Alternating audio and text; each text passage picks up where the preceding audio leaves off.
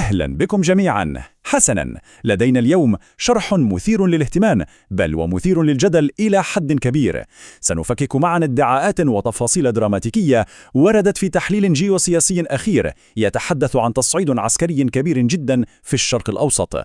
دعونا ندخل في صلب الموضوع مباشرة ونستعرض ما تطرحه هذه المصادر وبحيادية تامة بالطبع. لكي نفهم الصورة الكاملة لهذا الصراع المعقد، سنمضي في رحلتنا عبر 5 محاور. أولاً، الهجوم على الإمارات. ثانياً، اختبار القبة الحديدية. ثالثاً، إعادة رسم خريطة المضيق. رابعاً، معضلة واشنطن الاستراتيجية. وأخيراً، الجغرافيا في مواجهة التحالفات الورقية. سنبدأ بالأحداث الميدانية ونبتعد تدريجياً لنرى المشهد الاستراتيجي العالمي الأوسع. دعونا نبدأ بالمحور الأول، الهجوم على الإمارات. التحليل الذي نناقشه اليوم يصف تسلسلاً سريعاً ومخيفاً للأحداث، شيء أسماه المصدر حرفياً المطر الأسود فوق الفجيرة. تبدأ القصة بطائرات مسيرة انتحارية تستهدف سفناً تابعة لشركة أدنوك، ثم فجأة إطلاق 4 صواريخ كروز جوهلة. لم يتوقف الأمر هنا، بل تتحدث التقارير عن حريق في غرفة محركات سفينة شحن شمال دبي، وصولاً إلى ذروة الأحداث، انفجارات وحادث أمني غرب ميناء صقر.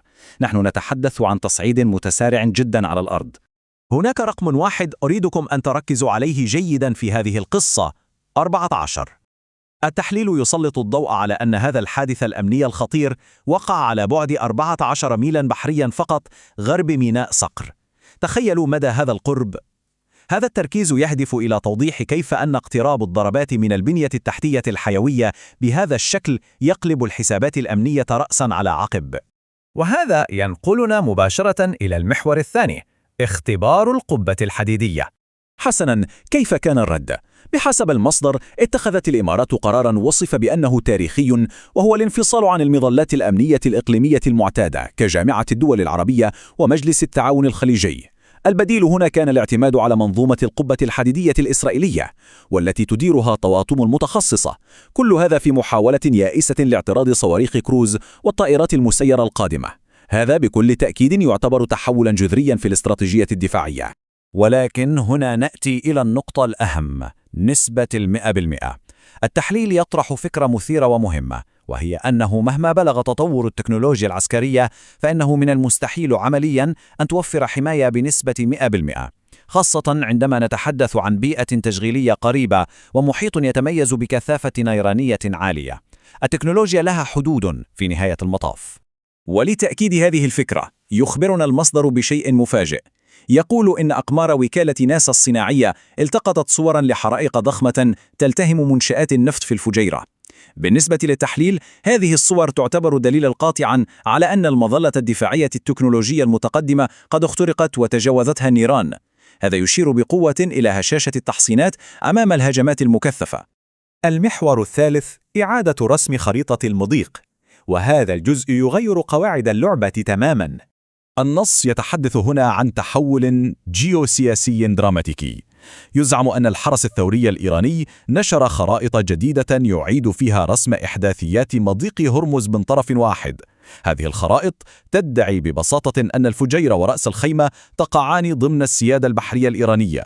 والأخطر من ذلك، يزعم المصدر أنه تم فرض توجيه إيراني إلزامي بل ورسوم سيادية على أي سفينة تمر من هناك.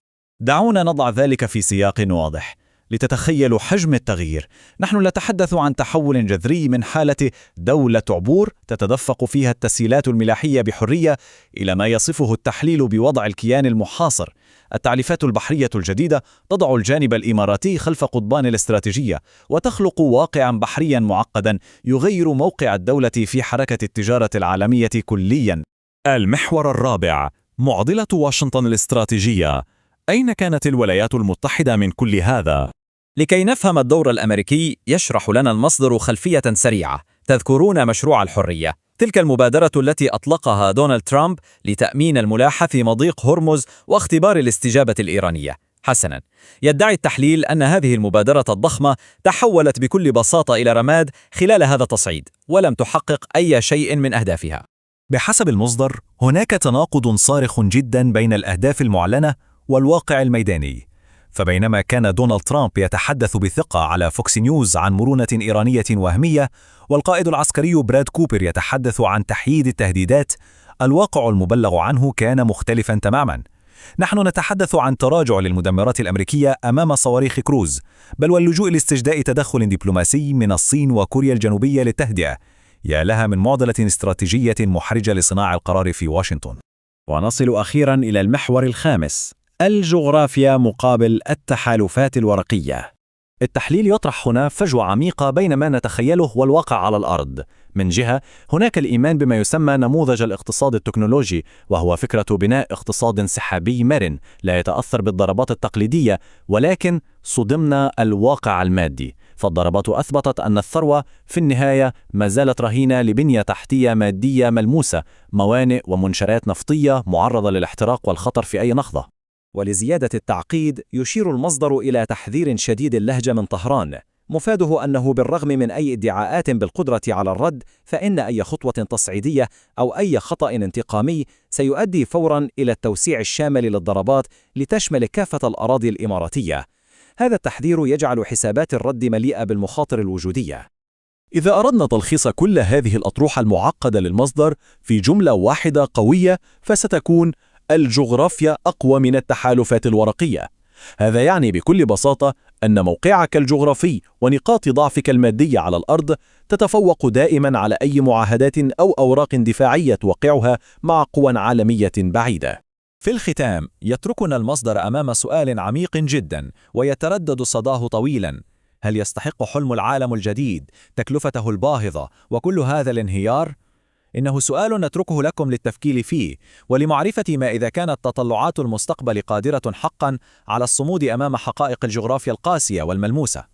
شكرا لمتابعتكم هذا الشرح التحليلي، وإلى اللقاء.